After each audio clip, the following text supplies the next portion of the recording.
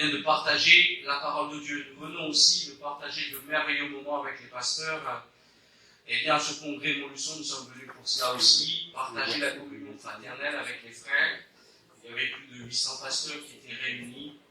Et nous nous sommes fait beaucoup de bien avec le révérend Dominique Yeo, qui est aussi le président des Assemblées de Dieu mondiales de l'Alliance, qui nous a parlé vraiment de ce que Dieu nous avait donné comme mandat.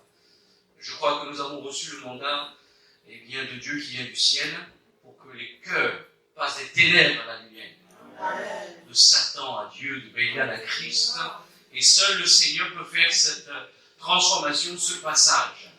Nous allons bientôt fêter Pâques, qui veut dire Pessa, qui veut dire aussi passage, et je crois qu'il y a un seul qui nous fait passer. C'est Jésus. Et si ce matin nous voulons encore passer, c'est en lui seul, car c'est lui la porte. C'est lui qui peut changer les choses ce matin. Alléluia. Alors, j'ai à cœur ce matin de partager avec vous un texte qui se trouve dans le livre des Nombres, chapitre 6, et nous lirons à partir du verset 21 jusqu'au verset 27. Alors, j'avais préparé des choses, mais le Seigneur m'a conduit ce matin à autre chose. On se laisse diriger par Dieu et on s'attend à sa grâce. Alléluia. Nombres, chapitre 6, à partir du verset 21 jusqu'au verset 27. Alors il est écrit, telle est la loi pour celui qui fait vœu de naziréen. Telle est son offrande à l'Éternel pour son naziréen. Outre que lui présenteront ses ressources, il accomplira ce qui est ordonné pour le vœu qu'il a fait selon la loi de son naziréen. L'Éternel parla à Moïse et dit, parle à Aaron et ses fils, et dit, vous bénirez ainsi les enfants d'Israël, vous leur direz, que l'Éternel te bénisse et qu'il te garde. Que l'Éternel fasse luire sa face sur toi et qu'il t'accorde sa grâce. Que l'Éternel tourne sa face vers toi et qu'il te donne la paix. C'est ainsi qu'ils mettront mon nom sur les enfants d'Israël, et je les bénirai. Amen. On peut prier quelques instants. Seigneur, nous sommes devant toi, et nous voulons nous attendre à ta grâce ce matin, et que par la puissance de ton Saint-Esprit, ta parole ne soit pas simplement celle qui vient aller à nos oreilles, Seigneur. Je te prie qu'elle soit appliquée par le Saint-Esprit dans nos cœurs, dans nos vies, Seigneur, et que tu puisses mettre ton nom sur notre vie. Au nom de Jésus, merci Seigneur. Amen. Il est question dans ce passage, premièrement, de la consécration. Ensuite, nous voyons la bénédiction qui vient par la suite. Alléluia. Je crois que c'est le bon ordre. Il y a d'abord une consécration, et la bénédiction vient. Il n'y a aucune consécration qui est vaine devant le Seigneur. Tout ce que vous donnez à Dieu, Dieu le multiplie, Dieu le fait croître, Dieu le bénit. Et j'aimerais vous dire qu'il n'est pas simplement question de biens matériels. Oh, merci Seigneur. Au contraire, il est plutôt question de sa présence, de son esprit, de sa grâce, de son amour. Tout le reste suit. Alléluia. Merci Seigneur pour les témoignages que nous avons entendus. Moi, je crois que Dieu ouvre des portes de l'emploi. Je l'ai moi-même expérimenté. Et en entendant ce matin ce témoignage, je vais me faire rappeler combien Dieu est bon. Dieu m'a ouvert une porte incroyable pour être directeur dans un établissement médico-social alors que je n'avais pas du tout les diplômes. Moi, par contre, je n'avais pas les capacités. Et c'est le Seigneur qui m'a ouvert cette porte. J'aimerais peut-être encourager quelqu'un. Dieu est celui qui pourvoit. Et il va faire infiniment au-delà de ce que tu penses. Parce que c'est lui qui prend soin de ses enfants. Et dans cette consécration, ce matin, j'aimerais rappeler à nos cœurs qu'il y a d'abord une consécration que l'Éternel, que le Seigneur attend, qui, en le déclinant dans ce chapitre 6, avec quelques prescriptions de ne pas s'abstenir, de s'abstenir de l'alcool, des raisins frais, des raisins secs, ainsi de suite, il y a quelques critères dans ce texte ici. Parce que le Seigneur consacre d'une manière particulière. Non pas comme l'homme consacre. Et il y a une consécration qui vient du cœur. Et en l'exposant ainsi à un peuple qui n'était pas habitué à considérer que servir Dieu demandera toujours une consécration. Après un temps d'esclavage en Égypte, ce peuple avait besoin d'être conduit, éclairé. Et vous savez que quand nous commençons à croire en Jésus, nous ne comprenons pas tout. Je ne sais pas pour vous, mais moi je n'ai pas tout compris. Il a fallu une marche avec Dieu. Il a fallu que le pédagogue, la parole de Dieu m'éduque, m'enseigne et que le Saint-Esprit, son onction m'éclaire de plus en plus, afin que je puisse le connaître et mieux le servir. Non pas au travers des préceptes et des règles, mais avec un cœur rempli d'amour et de reconnaissance. Parce que nous allons le voir dans quelques instants, c'est véritablement par grâce que nous servons le Seigneur et que nous sommes appelés à le servir. Alléluia. La consécration, ici, lorsqu'elle est décrite, elle va amener, comme je l'ai dit tout à l'heure, la bénédiction. Elle ne nous donne pas une position, mais elle nous donne une relation. Et ce matin, j'aurais peut-être parlé à quelqu'un parce que nous pouvons nous tromper en considérant que la consécration nous rend meilleurs. J'aimerais vous dire que nous sommes tous, des hommes et des femmes quelconques, et nous avons besoin que la grâce de Dieu nous vienne. Amen. Alléluia. Et c'est dans cette consécration que Dieu va m'élever dans sa présence. Et pour vous donner une image, c'est que ce n'est pas simplement une position, mais c'est véritablement une relation avec Dieu. Quel que soit l'endroit où tu es ce matin, ce n'est pas au premier rang simplement que nous avons une meilleure position, n'est-ce pas? Vous pouvez être au fond et le Seigneur peut vous bénir. Ceux qui servent avec les enfants peuvent être bénis. Alléluia! Moi, je connais une sœur âgée qui soupirait après le baptême du Saint-Esprit, et lorsqu'elle faisait le nettoyage, Dieu l'a baptisée du Saint-Esprit. Alléluia! Parce qu'elle s'était consacrée au Seigneur. Elle avait livré sa vie au Seigneur. Et le Seigneur répond toujours à la consécration. Alors, rappelle-moi ton prénom, c'est Jude, viens un coup, Jude. Alors, on va exposer quelque chose. Dans la consécration. Pour grandir dans la consécration, certaines personnes vont essayer d'écraser les autres pour grandir. Alors, Jude, je vais te demander de te baisser un petit peu.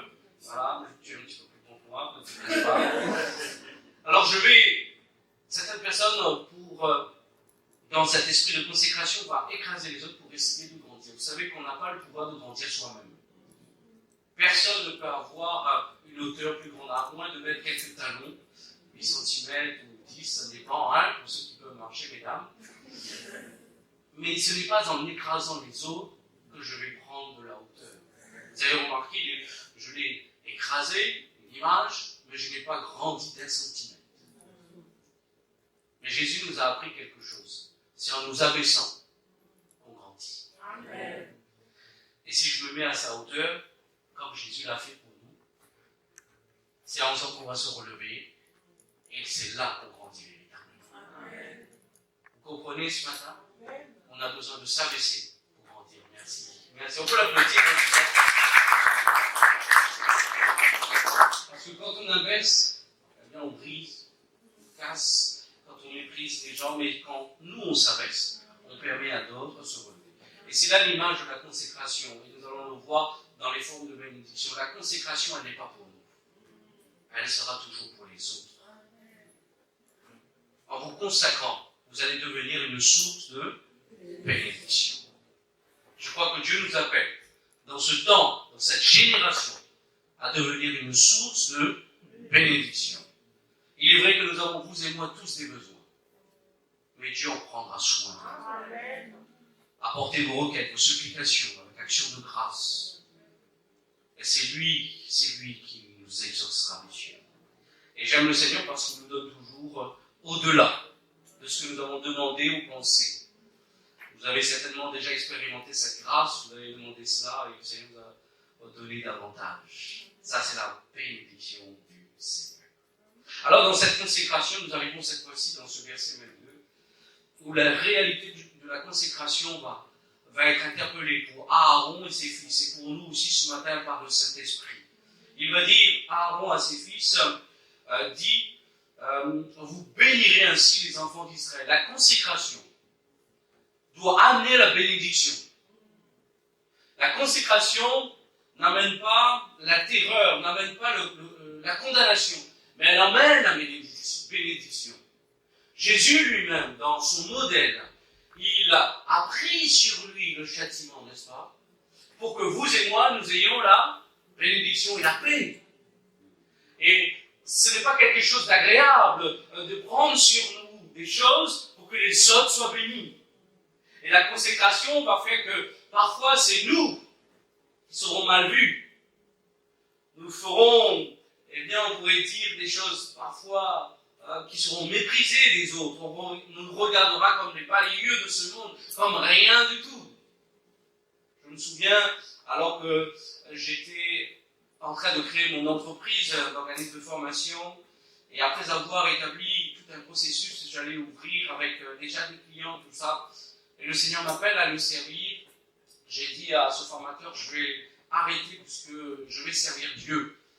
Et il me regarde avec ses grands yeux. Vous allez faire quoi? Je vais servir Dieu. Et il dit, je ne comprends pas, vous avez tout, votre plan est parfait, le business plan est parfait. Il dit, non, moi je vais servir Dieu. J'arrête maintenant. Et il me menace, vous devez tout rembourser la formation, tout ce que vous avez mis en place. Il dit, c'est pas grave, je vais servir Dieu. Et au final, rien n'a été remboursé. Merci Seigneur. Ça, c'est le plus de Dieu. Mais la consécration, elle aura toujours un prix. Elle aura toujours un prix. Je ne dis pas que ce matin, tu dois tout abandonner. Je parle ici de ce que le Seigneur m'a appelé à vivre.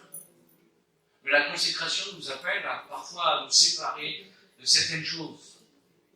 Avant de connaître Dieu, eh bien, j'étais dans une vie qui n'était pas à la gloire de Dieu. Et il a fallu faire un choix dans ma relation personnelle. J'étais avec quelqu'un avec plus de 2 ans.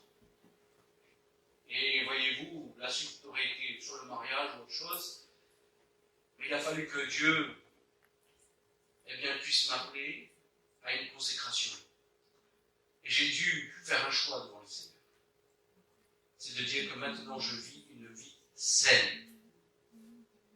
Pas de relation sexuelle avant le mariage. Je sais que ce n'est pas la mode. Mais ce qui est pour moi la mode, c'est la sainteté. Amen. Parce que je sais la sainteté dans ma vie, elle peut changer tout mon avenir. Et quand je me suis mis à être résolu dans mon cœur, et ce n'est pas quelque chose qui se fait facilement, c'est une victoire que nous devons prendre par le Saint-Esprit dans notre cœur et dans notre vie. Et une fois que cette parole de Dieu a touché mon cœur, il m'a donné cette force de pouvoir prendre position pour le Seigneur et de ne plus vivre en dehors des principes du royaume de Dieu. Le Seigneur, il m'a fait grâce. Et il m'a donné la meilleure épouse, celle que Dieu avait préparée pour moi, pour qu'ensemble nous puissions servir le Seigneur. Alléluia! Parfois, on croit qu'on va perdre, mais j'aimerais vous dire, avec le Seigneur, on gagne toujours. On ne perd jamais avec Dieu, mais on gagne toujours. Et cette consécration, elle a un prix. Cette consécration, elle va nous demander de nous humilier, de laisser le Seigneur s'élever davantage dans notre vie, dans le seul but de bénir. Mon frère, ma sœur, Dieu t'appelle à te consacrer pour que tu puisses bénir. Dans ce monde égoïste, dans ce monde où chacun cherche son propre intérêt, il essaie de s'en sortir tout seul, et parfois en écrasant les autres, mais nous, le Seigneur nous demande, nous, peuple de Dieu, de bénir. Nous sommes appelés à bénir. Nous n'avons ni or ni argent, pas grand-chose, mais nous avons Jésus pour bénir. Nous avons le Seigneur pour bénir. Et le peu que nous faisons sera la gloire de Dieu. Et il va dire, vous bénirez. Il appelle à la consécration pour bénir Aaron et ses fils. Et je crois que le Seigneur m'appelle encore à être une source de bénédiction. Pour les enfants d'Israël, pour les enfants que le Seigneur va racheter, va ramener dans l'église, et tous ceux qui viendront dans ce lieu doivent ressentir que nous voulons les bénir. Alléluia! Quand ils se réjouissent, nous nous réjouissons avec eux. Quand ils pleurent, nous pleurons avec eux. Et nous nous réjouissons lorsqu'une personne réussit dans la vie. Gloire à Dieu! On n'est pas jaloux de ce que la personne a acheté la dernière voiture. Qu'elle a eu une promotion. On se réjouit avec le peuple de Dieu. C'est mon frère, c'est ma sœur. Que le Seigneur nous aide à avoir de tels sentiments. Et pour bénir, il va demander à ce que Aaron et Hur utilisent le seul moyen que Dieu nous a donné. Il dira, vous leur direz.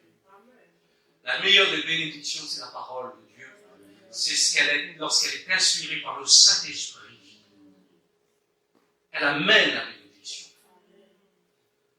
Et je crois que nous devons revivre pleinement les bénédictions de la parole de Dieu. Et que nous puissions la proclamer non pas comme une formule, mais pour la proclamer, il faut la recevoir. Ici, dans cette consécration, il dira, vous leur direz, mais en même temps, ils sont en train de la recevoir eux-mêmes, dans leur consécration. Aide-moi, Seigneur, à être un instrument qui proclame la bénédiction, non pas à coup de slogan, mais parce qu'elle a été une partie intégrante de ma vie. Alors je pourrais la partager librement. Alléluia.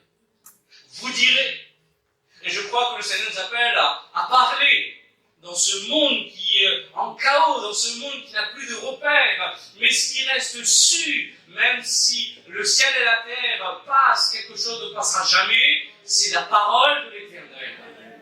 Et cette parole, lorsqu'elle nous est communiquée, eh bien, elle donne la vie, elle donne l'équilibre, elle donne la bénédiction. Vous leur direz. Seigneur, aide-nous à être ce peuple qui dit, qui est le prolongement de ce que le Saint-Esprit veut faire dans nos cœurs et dans nos vies. Oui, Seigneur, donne-nous de parler comme tu nous commandes de le faire. J'aime ici l'apôtre Pierre, lorsqu'il va venir dans la maison de Corneille, il y a un texte, quelques paroles qui dit Pierre, ouvrant la bouche. Il dit, Seigneur, pourquoi on sait quand on parle, généralement, on ouvre la bouche. Vous êtes d'accord avec moi? Mais ici, il y a comme si Dieu soulignait quelque chose.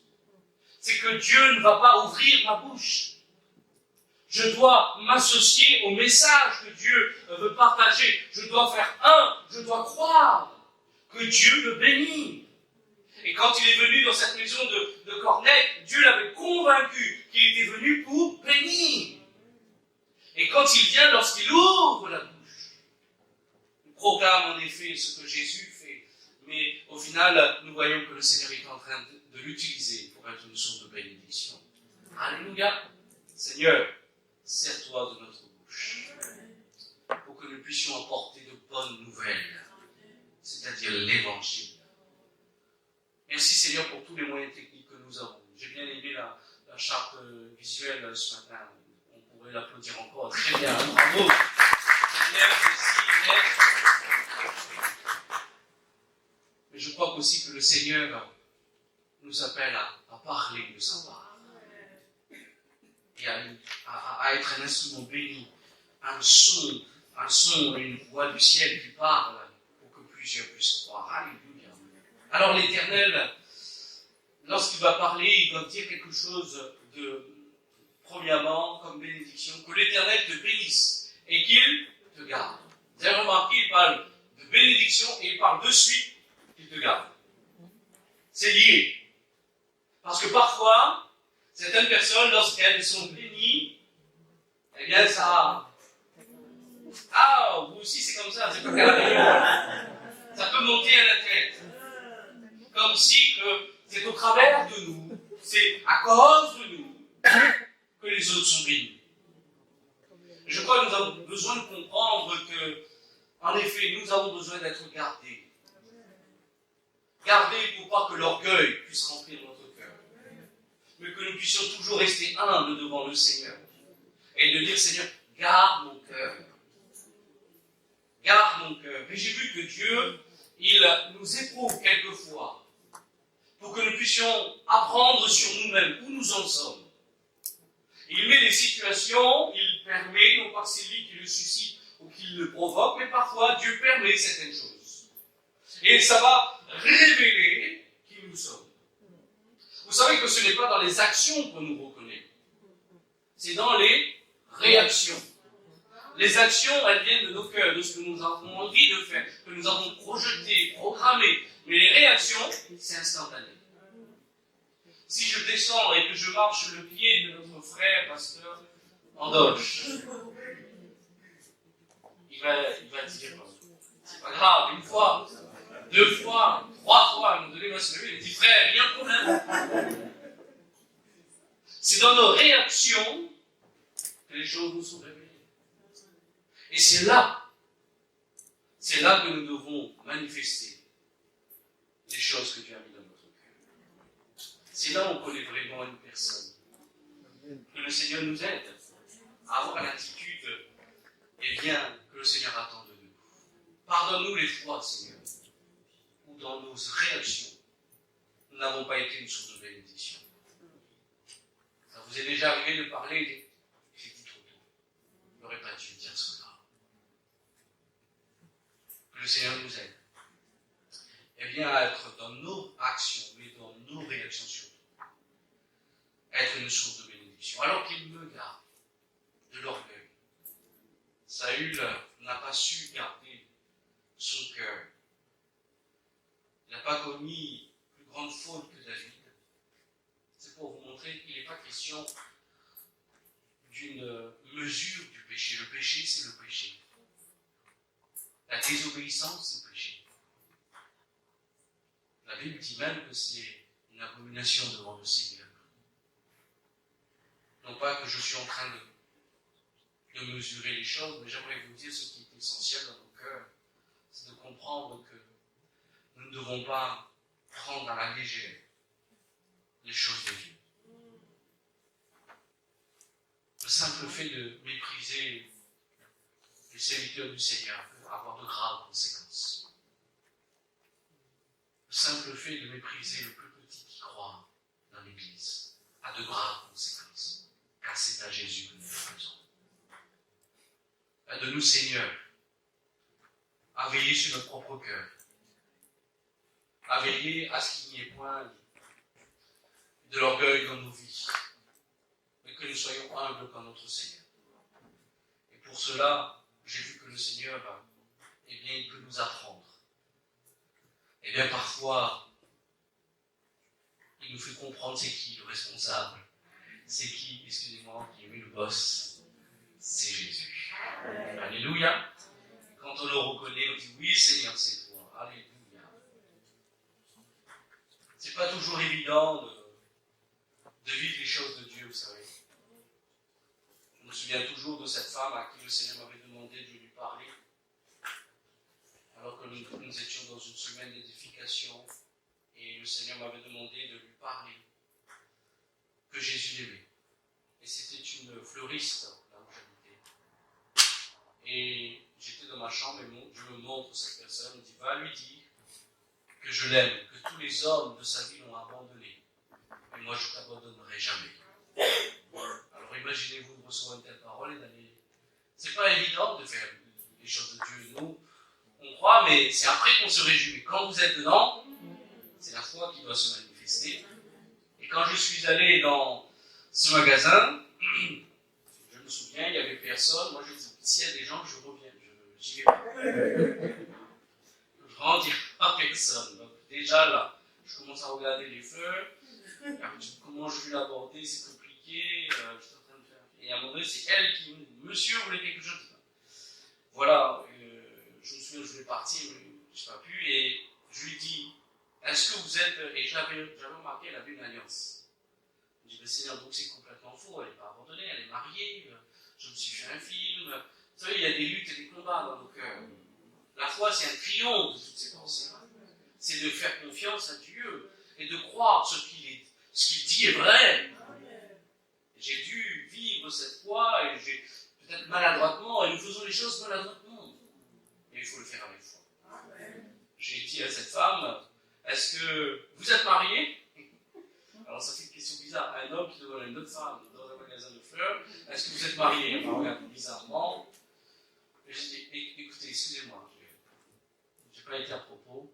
J'aimerais juste vous dire quelque chose de la part de Dieu. Vous savez, quand Dieu vous demande de faire quelque chose, allez à l'essentiel. Allez à l'essentiel, ne tournez pas au bout. Allez à l'essentiel. Dites ce que le Seigneur vous a dit de dire. Rajoutez rien. Et vous verrez que le Seigneur sera avec vous. Amen. Et je dis, voilà, j'ai une parole de Dieu pour vous, tout simplement. Vous avez été abandonnés, eh bien, des hommes de votre vie vous ont abandonné. Mais lui, le Seigneur, il dit, il ne vous abandonnera jamais. Et je vois la dame qui commence à pleurer. Et il dit, en effet, je ne suis plus marié. Je garde l'alliance, mais mon mari m'a abandonné. Il dit, j'ai un seul fils, et lui aussi m'a abandonné, il ne veut plus me voir.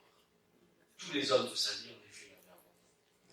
Et elle était en train de pleurer. Je dis, le Seigneur, eh bien, lui, il ne vous abandonnera jamais. Il vous aime.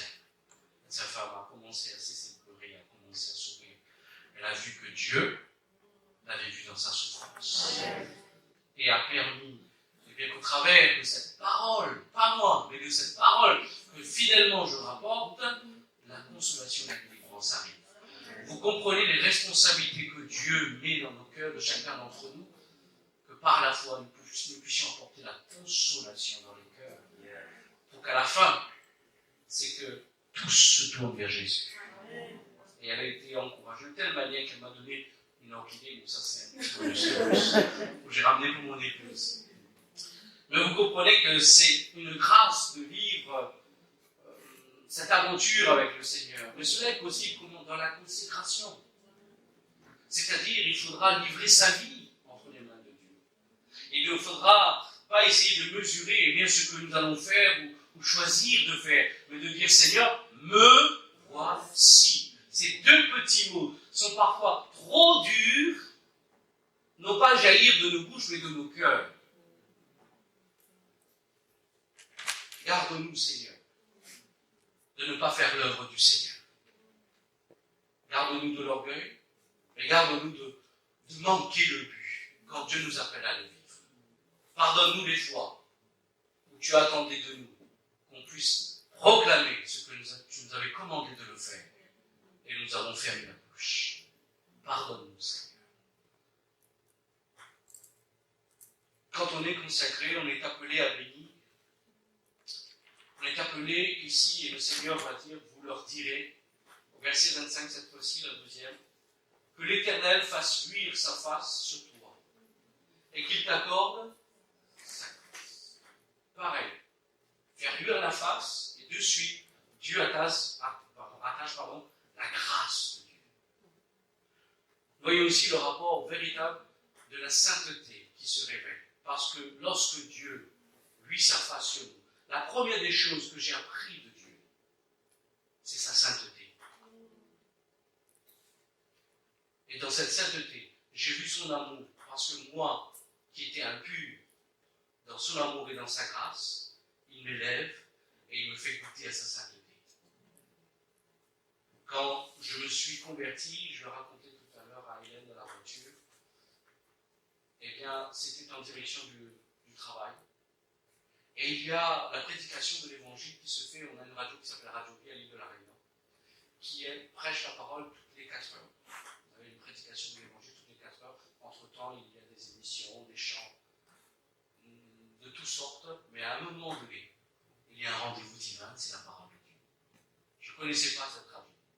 Et ma radio s'est mise à dérailler, et il ne restait que la radio qui marchait, les ondes radio, et j'ai écouté ici, quelque chose m'avait interpellé, un vieux cantique. Je ne pourrais pas vous dire quel est ce cantique. Ce que je sais, c'est que la louange et le chant attirent nos cœurs à Dieu. Ce n'est pas le chant lui-même, mais il y a comme une attirance, une louange qui amène notre âme à ce rendez-vous divin. C'est pour ça que vous pouvez chanter un cantique, les ailes de la foi, et un nouveau cantique. Ce n'est pas ce qui est important. Ce qui est important, c'est de le chanter avec foi. Alléluia. C'est alors que notre âme sera attirée à lui. Et il y a eu un rendez-vous. Le prédicateur prêchait, et alors qu'il annonçait le message de l'évangile, eh bien, il y a eu comme cette révélation dans mon cœur. Je ne pourrais pas vous décrire comment ça s'est passé. Ce que j'ai vu, c'est que j'ai vu comme le Seigneur crucifié pour moi. Là, dans ma voiture, dans les embouteillages, je ne voulais pas, j'étais à l'arrêt. J'ai vu une lumière extraordinaire. J'ai vu Christ crucifié pour moi. Il n'y avait pas de visage, rien. Mais ce que j'ai vu, c'est la sainteté. Et je me suis senti misérable. c'est lui qui dit, j'ai pris ma place. Voilà ce que j'ai pris ta place. Voilà ce que j'ai entendu dans mon cœur. Et en un instant, j'ai été pardonné de mes péchés. Les larmes qui coulaient de tristesse étaient des larmes de joie. Quand vous êtes pardonné du Seigneur, c'est des larmes de joie qui coulent sur vos joues. Ce n'est plus des larmes de tristesse. Je ne sais pas si vous avez déjà pleuré de joie, mais dans la présence de Dieu, on pleure de joie. Parce que le Seigneur console. Et moi qui avais vécu de bien de traumatismes dans mon enfance, tout le Seigneur les a effacés dans mon cœur. C'est-à-dire qu'il n'y avait plus de souffrance qui parlait. Dieu ne nous rend pas amnésiques, mais il fait que les souffrances s'arrêtent. Alléluia. C'est-à-dire que les blessures se ferment. Il y aura des cicatrices, vous allez toujours voir qu'il y a eu telle ou telle situation dans nos vies, mais elles ne feront plus mal. Il n'y aura plus de douleur. Et ces souffrances ne vont plus dicter mon avenir. Mais c'est Jésus qui dicte mon avenir maintenant. Alléluia. Et si quelqu'un peut-être souffre ce matin, j'aimerais te dire, laisse Jésus te guérir. Laisse Jésus te guérir. Et c'est pas par toi-même, ni d'oublier ton passé, de l'enfouir. Non. Dieu nous permettra toujours de regarder notre passé. Et nous verrons au contraire que le sang précieux de Jésus le recouvre. Et nous verrons que la grâce de Dieu est sur nous. Alors, qu'il te bénisse et qu'il te garde, que l'Éternel fasse luire sa face sur toi. C'est le Seigneur de rayonner de sa sainteté sur notre vie. Trop souvent, nous oublions que Dieu est saint. Et c'est la première des révélations que Dieu fait. Dans le livre Ésaïe, lorsque le Seigneur remplit le pan de sa robe dans le temple, qu'est-ce qui se passe? Quelle est la première proclamation qui dit? Saint, Saint, Saint est l'Éternel. Toute la terre est remplie de sa gloire. Et j'aimerais vous dire, c'est quelque chose de merveilleux. La sainteté ne doit pas nous effrayer, elle doit nous attirer. Ce matin, je suis attiré par la sainteté. Je suis attiré par ce qui est pur. Je suis attiré par ce qui est saint. Je suis attiré par la vérité. Je ne veux plus mentir, je ne veux plus tromper, je ne veux plus vivre sous la culpabilité de la honte du péché, mais dans la sainteté, je suis libre. Alléluia. Que le Seigneur nous rend libres ce matin. Parce que quand vous n'êtes pas libre, eh bien vous êtes sous la condamnation, et vous avez honte, vous marchez la tête basse. Mais quand le Seigneur Jésus nous relève, comme cette femme samaritaine, eh bien nous marchons la tête haute. Nous n'avons plus honte. Nous venons même en plein jour et discuter dans le village, parce que le Seigneur nous a restaurés. Alléluia. Alors, quand il fait luire sa face, sa sainteté, regardez de suite, et bien il nous accorde sa grâce. Dieu ne baissera jamais le niveau de sa sainteté. Souvent, nous pensons que dans la Nouvelle Alliance, les choses sont plus simples. C'est-à-dire comme si Dieu avait bradé un petit peu, parce que dans l'Ancien Testament, c'est tellement rude, car il est dit, si un homme ou une femme il a commis l'adultère, eh bien les deux doivent mourir. Hein, c'est bien le texte qui est écrit, n'est-ce pas? Et dans la Nouvelle Alliance, on pourrait dire que ça va mieux, il n'y a pas cette sentence de mort, mais Jésus a dit que si un homme regarde une femme et la convoite dans son cœur, il a déjà commis l'adultère. Cela nous montre que l'alliance, la Nouvelle Alliance, elle est plus excellente, elle est plus grande. Mais elle repose aussi sur de meilleures promesses. Dieu ne baissera jamais le niveau de sa sainteté. Qu'est-ce qui se passe? C'est que c'est lui qui va nous élever dans sa sainteté. Comment? Par sa grâce, par son amour. La grâce de Dieu n'est pas le pardon des péchés. Je le répète parce que je sais que c'est parfois quelque chose qui peut interpeller. La grâce de Dieu n'est pas le pardon des péchés. Le pardon des péchés, nous l'obtenons lorsque nous demandons pardon à Dieu, lorsque nous repentons devant le Seigneur. Ça, c'est le processus du pardon qui vient. Tant que nous ne demandons pas pardon à Dieu, tant que nous ne faisons pas un demi-tour sur nous-mêmes, nous ne prenons pas une ferme résolution, maintenant de tout abandonner et de suivre Jésus, il n'y aura pas de pardon qui nous sera accordé. Il faut une repentance. Il faut dire, Seigneur, pardonne-moi, j'ai mal agi. Alors, le Seigneur nous pardonne. Parce qu'à la croix du Golgotha, il nous a tout pardonné. Aucun péché n'a été oublié, n'est-ce pas? La grâce, c'est me permettre de revenir à Dieu. Vous savez, sans cette grâce, personne ne peut revenir à Dieu. La grâce me permet de demander pardon à Dieu. La grâce me permet de revenir à Dieu. Si Dieu enlève cette grâce sur ma vie, mon repenti n'aura aucun effet. Mais à cause de cette grâce, j'ai toujours audience. Pour vous donner cette image, vous vous rappelez de cette scène Esther devant le roi. Elle ne devait pas se présenter devant le roi, au risque de mourir. Et lorsqu'elle est venue se présenter malgré tout, qu'est-ce qui s'est passé? Le roi a étendu son sac d'or.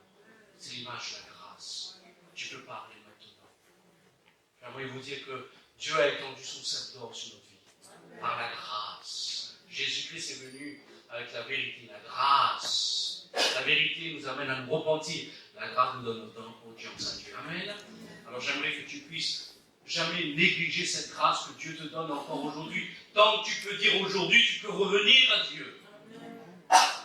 Laisse cette grâce te conduire à la repentance, afin qu'elle ne soit pas vaine dans nos vies. C'est ce que dira l'apôtre Paul. La grâce de Dieu n'a pas été vaine. C'est-à-dire qu'elle va produire en moi une attitude d'humilité de cœur, de reconnaissance et aussi de repentance. Seigneur, accorde-nous ta grâce encore et encore.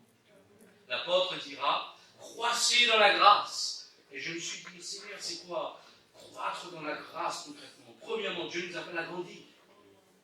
C'est-à-dire, à ne pas rester dans les choses terre à terre, mais à nous élever dans sa grâce. C'est-à-dire à aller dans cette présence de Dieu davantage, dans ce qu'il attend de nous. De ne pas permettre à ce que cette grâce soit vaine dans nos cœurs, au contraire, de la faire valoir, ce que Dieu a fait de nous. Croître dans la grâce, ça veut dire une deuxième chose, c'est que je ne peux pas grandir sans la grâce. En dehors de la grâce, je ne peux pas grandir. Dans la grâce, Dieu me permet de grandir. Ça vous est déjà arrivé de tomber en plein jour? Il n'y a que moi, hein? Pourtant, il fait jour, n'est-ce pas? Il y a des choses bien qui nous ont fait trébucher. Et le Seigneur nous montre que parfois, nous pouvons tomber en plein jour. Mais il nous révèle ce qui nous a fait tomber. Autrefois, nous étions des ténèbres, nous tombions de plusieurs manières, on ne sait pas, tout était flou, on tombait dans les mêmes pièges, on ne savait même pas dire non, on était pris esclaves. Mais quand on est dans la lumière, ça ne veut pas dire que nous n'allons pas tomber. Nous savons, ce qui nous a fait tomber. Et dans cette grâce, nous n'allons pas reproduire les mêmes erreurs. Parce que Dieu nous donne cette sagesse et cette intelligence. Qu'il nous accorde sa grâce. Peut-être quelqu'un a très bien commencé, mais aujourd'hui est dans des difficultés concernant la foi. J'aimerais te dire de la part du Seigneur, sa grâce n'a pas changé dans ta vie. Il n'y a pas une grâce plus excellente au départ et à la fin, à la moindre. Non, la grâce de Dieu ne change pas. Tout comme Dieu ne change pas. Sa miséricorde durera jamais. C'est-à-dire qu'elle ne varie pas. Ce matin, cette même grâce, elle est pour toi, elle est pour moi. Et nous pouvons la vivre, l'expérimenter pleinement. Verset 26, il dira que l'Éternel tourne sa face vers toi et qu'il te donne la paix. Alléluia. Ici, nous voyons pareil, cette connexion entre le fait que l'Éternel se tourne vers nous et qu'il nous donne la paix. Nous voyons ici une autre dimension. Si la première, c'est que le Seigneur te bénisse, et bien que l'Éternel fasse luire sa face, ici nous voyons une autre attitude du Seigneur, c'est qu'il va se tourner vers nous. Il y a une action précise du Seigneur, et bien que celui qui va susciter et amener la communion dans notre cœur et dans notre vie. Oh, j'aimerais vous dire que le Seigneur désire une communion entre toi et lui. Il veut se tourner vers toi. Qui peut tourner le cœur de Dieu? Personne. C'est lui seul qui se tourne vers nous. Alléluia. Et la Bible nous le dit ce matin. L'Éternel, en tournant sa face vers nous, qu'est-ce qu'il va faire? Il nous donne la paix. Vous avez déjà vu un enfant qui pleure et qui souhaite le réconfort et dès que les parents sont là, Et dès que les parents se tournent, le prennent dans ses bras, tout de suite il y a la consolation qui vient et qui rafraîchit. Imaginez-vous un instant. Ah, merci mon frère. Imaginez-vous un instant que les parents refusent de se tourner et refusent la consolation à l'enfant. C'est triste, n'est-ce pas? J'aimerais vous dire que Dieu se retournera toujours pour vous accorder la consolation. Et il dit, l'Éternel se tourne vers toi et il te donne la paix. J'aime ce passage parce qu'il est question ici du shalom de Dieu. Shalom de Dieu a plusieurs aspects. Le premier, c'est quelque chose qui nous complète. Parfois, nous voulons beaucoup de choses, mais ce que Dieu veut nous donner, c'est la paix. Seigneur, donne-moi un travail. Seigneur dit, c'est la paix dont tu as besoin. Seigneur, donne-moi un mari. C'est la paix dont tu as besoin. Parce que dans cette paix, vous savez qu'est-ce qui va se passer? Vous allez pouvoir être patient. Et vous ne serez plus dans une agitation. La paix, c'est aussi une sécurité. Ce shalom de Dieu, c'est là aussi la sécurité de Dieu dans notre demeure, dans notre maison, c'est-à-dire surtout dans notre cœur. Nous ne sommes pas en train d'avoir peur de l'ennemi. Le chrétien n'est pas celui qui marche dans la peur, mais il marche dans la paix. Amen. Il y a des luttes, il y a des combats, il y a des choses invisibles que nous ne pouvons pas toujours discerner. Mais nous ne sommes pas effrayés de cela. Parce que Dieu est celui qui place ses anges autour de nous pour nous arracher du danger.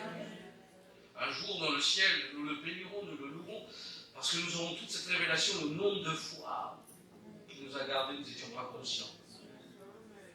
Je me souviendrai toujours de ce jour où, avant de connaître le Seigneur, j'avais entendu le Seigneur parler à mon cœur, et il a dit en créole, je vous le traduis ensuite, il dit, est-ce qu'on a la ceinture là? Est-ce que tu as la ceinture? Je n'avais pas la ceinture de sécurité. Et quelques minutes après, je fais un accident, choc frontal, où je suis projeté devant un mur en moellon et écrasé. Si je n'avais pas eu la ceinture, j'aurais été bon, je n'aurais pas été là ce matin. C'était bien avant de connaître le Seigneur. Dieu avait déjà ses regards sur moi. Et je me souviendrai toujours de cela, et je rends témoignage de ce que Dieu est vivant, de tout ce que Dieu fait. Alors ce sont des choses qui n'arrivent pas de manière quotidienne, ça remonte à ma début de conversion. Et j'aimerais vous dire que c'est tellement beau lorsque le Seigneur le fait. Il le fait au moment opportun qui est nécessaire. Dieu ne fait pas les choses juste pour se révéler. Il est déjà celui, toute la terre rend gloire à Dieu. Mais il le fait parce qu'il a un plan. Il devait intervenir là, afin de garder ma vie, de m'arracher de la mort. Alléluia. Le Seigneur désire encore se tourner vers nous pour que nous soyons dans la paix. Et nous avons besoin constamment, tout comme le berger qui traverse la vallée de l'ombre de la mort, cette brebis, pardon, et qui voit la houlette et le bâton, il est rassuré, elle est rassurée cette brebis. Et j'aimerais vous dire, parfois nous allons traverser la vallée de l'ombre de la mort. Mais nous serons rassurés de voir que le Seigneur est avec nous. Et il nous donne sa paix. Je crois que l'année dernière, j'avais rendu témoignage de la guérison de ma mère d'un cancer, pour ceux qui étaient là. Et j'avais eu mon père qui, lui, dans la gloire, avait été enlevé.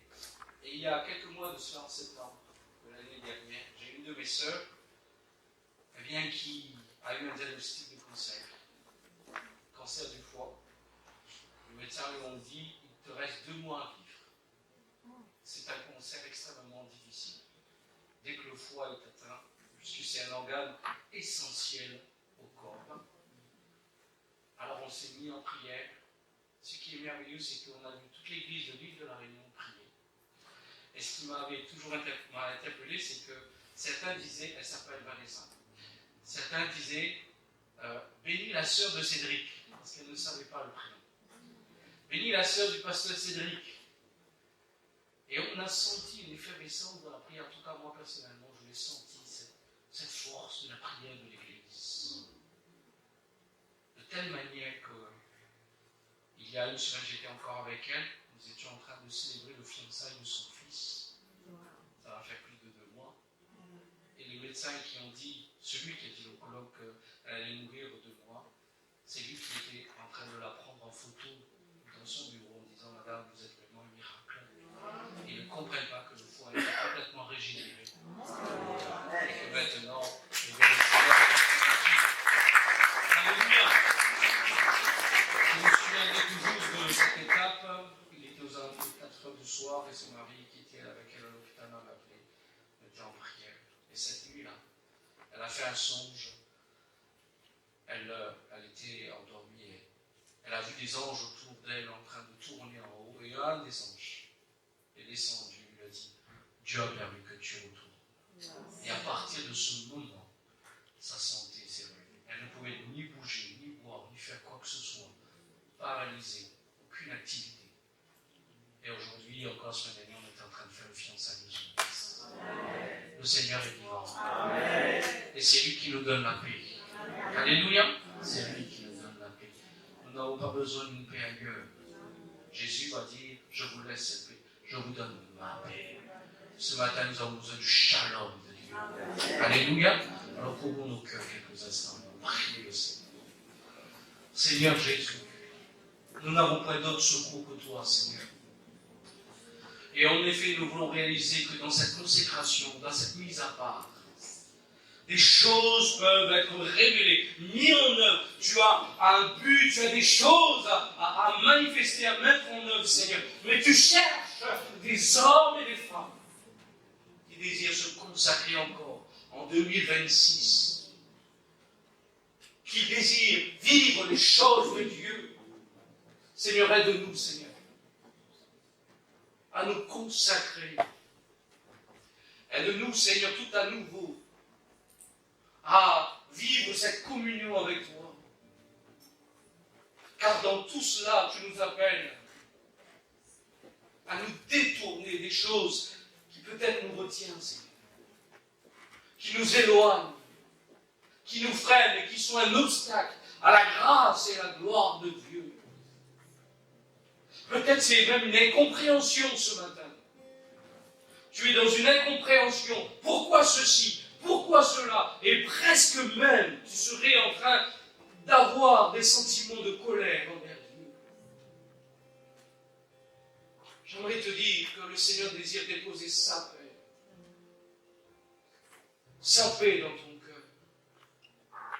Son shalom. Qui a le pouvoir de guérir. De garder ton cœur et les pensées en Jésus-Christ ce matin. Oh, il est vivant, le Seigneur. Et en t'appelant à la consécration, non seulement tu seras béni, toi, ta famille, tu ne seras pas en train de perdre en servant le Seigneur. Tu ne seras pas en train de perdre en témoignant de lui. Tu ne seras pas en train de perdre lorsque tu te consacreras à lui. Mais tu seras en train d'être enrichi pour plusieurs. Des paroles de grâce sortiront de ta bouche. Des paroles de guérison sortiront de ta bouche. Des paroles d'encouragement sortiront de ta bouche. Parce que tu auras livré ta vie entre les mains de Dieu. Alors ce matin, entends-tu l'appel de Dieu? Église, entends-tu l'appel de Dieu ce matin? Dieu a besoin de toi. Il veut se servir de ta bouche, ta main, de ton être entier. Si seulement tu pouvais dire, me voici Seigneur. Me voici Seigneur. Tout comme Jésus l'a fait par excellence comme modèle. Tu m'as formé un corps, Seigneur. Me voici. Alors nous voici ensemble dans ta présence ce matin. Pour que tu puisses diriger nos cœurs et nos vies. Avant d'aller un peu plus loin, j'aimerais vraiment que tu puisses répondre à cet appel. Je le crois. Dieu veut se servir de toi. Mais il faut que toi, tu le crois. Aaron était bien conscient de ses faiblesses. Et Dieu a désiré quand même le consacrer. J'aimerais que tu puisses cesser de regarder à toi-même, mais laisse dans cette consécration Dieu te qualifier, te oindre, te laver, te purifier et te rendre capable. Mais il faut que tu acceptes cette consécration, cet appel. Alors j'aimerais te demander ce matin, si tu désires à vivre cette consécration, à dire Seigneur, me voici, tu vas te mettre debout là où tu es. J'aimerais prier pour toi, que le Saint-Esprit puisse te oindre ce matin. Que tu puisses être loin de Dieu. Que tu puisses aller vers ceux qui souffrent, ceux qui sont sans espoir, ceux qui sont perdus, afin que tu puisses mettre le nom de Jésus sur leur vie, comme cela a été rappelé dans cette parole, qu'on puisse mettre le nom de Jésus sur leur vie. Qu'à leur tour, ils deviennent des disciples. Et qu'eux aussi, maintenant, partagent le nom de Jésus. Seigneur, nous voici devant toi. Je te prie pour chacun ce matin. Tu connais leur réalité, leurs besoins, leurs souffrances, peut-être même.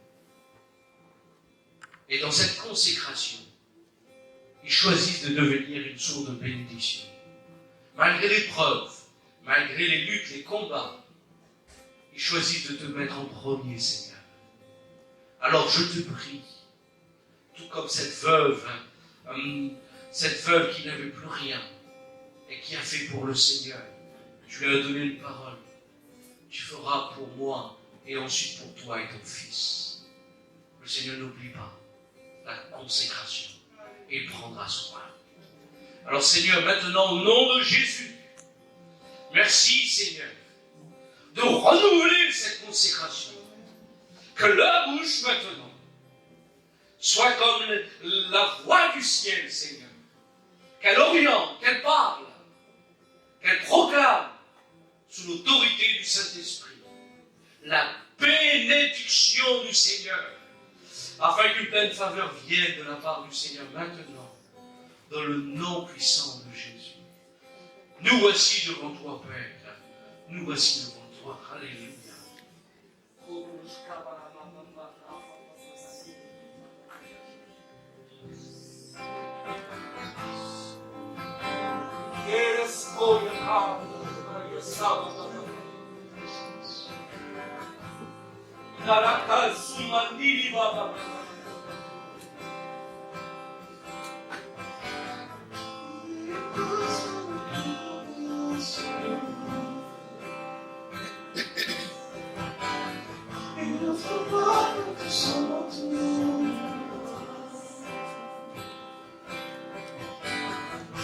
Je pense à la différence entre qui j'étais et qui je deviens.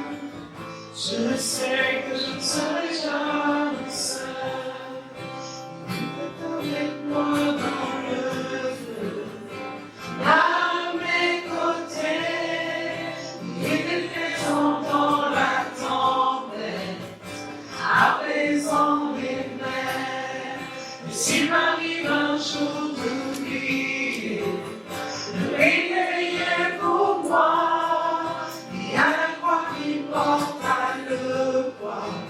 Sauveur aura ma place, il est avec moi dans le feu. Oh, il est avec moi dans le feu. Oh,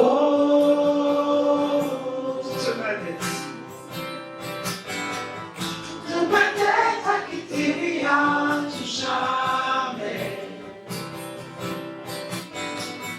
Le péché n'a plus aucun pouvoir sur ma vie. Et s'il m'arrivait de retomber entre qui j'étais et qui je deviens, quand bien même je ne scellerai pas ce monde. Et je sais que je ne serai jamais seul, car il est avec moi dans le feu, à mes côtés, il est présent dans la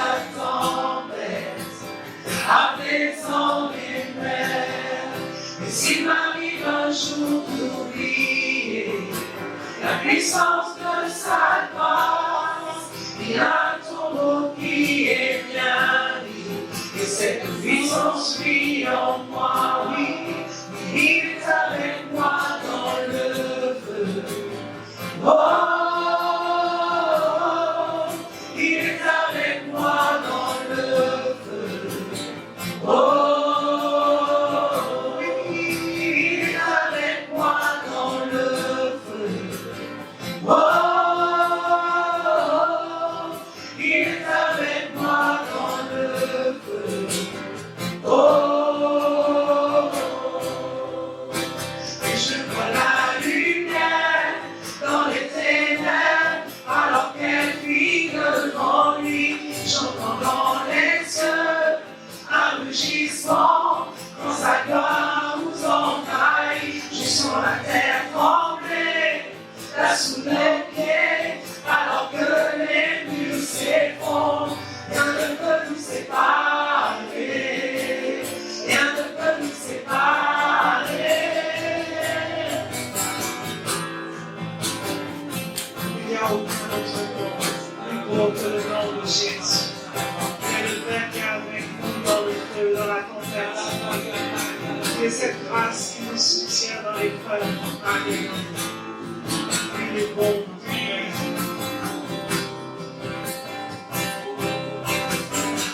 Il n'y a aucun autre nom que le nom de Jésus. Lui qui était et qui est, sera jamais. Oh, peu importe qui adviendra, entre qui je suis et qui je deviens, je sais que je ne serai jamais seul. Je sais que je ne serai jamais seul. Certitude, il est avec moi dans le feu. L'année de ses compagnons, il sera la quatrième mort dans le feu, apaisant les mers. Et s'il m'arrive un jour d'oublier ta bonté envers moi, regarde-moi même dans l'épreuve, car je sais que tu es là. Je me réjouirai même dans l'épreuve, car je sais que tu es là. Je me réjouirai même dans l'épreuve, car je sais que tu es là. Il est avec toi dans le feu, là à tes côtés. Il est présent dans la tempête, apaisant les mers. Et s'il arrive un jour d'oublier ta bonté envers toi, il n'y a plus même dans l'épreuve, car je sais que tu es là. Je me réjouirai même dans l'épreuve, car je sais que tu es là.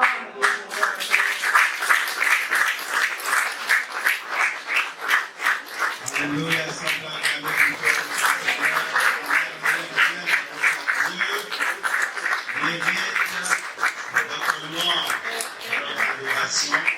il est celui qui nous aime et il est celui qui nous envoie ses envoyés. Alléluia.